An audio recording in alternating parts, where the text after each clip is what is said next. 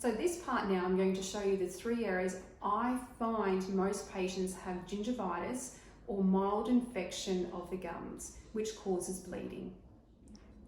So the first area is on the back molars on the lower teeth towards the tongue side. And this is where a lot of you find you have that gingivitis, and when I'm cleaning your teeth, the gums can be a little bit tender. So how are we going to get into these areas? I want you to try and use, you can see the tip of the brush, as you see it's in more of a vertical angle, and I'm removing the plaque at the gum line with the tip of the brush only. You see that small jiggle.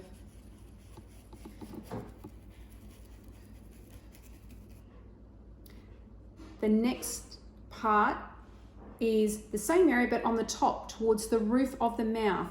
You can all see this here.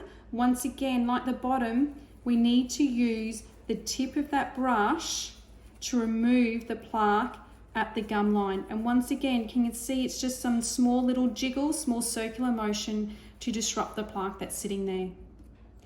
The third most common area I see gingivitis in my patients is on the very front teeth.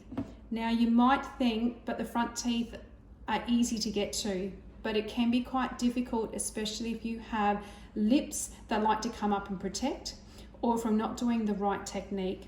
Now, a lot of patients try to brush like this. When you're doing this, you're missing the most important area, which is the gum line. So please brush your bottom and your top teeth separately.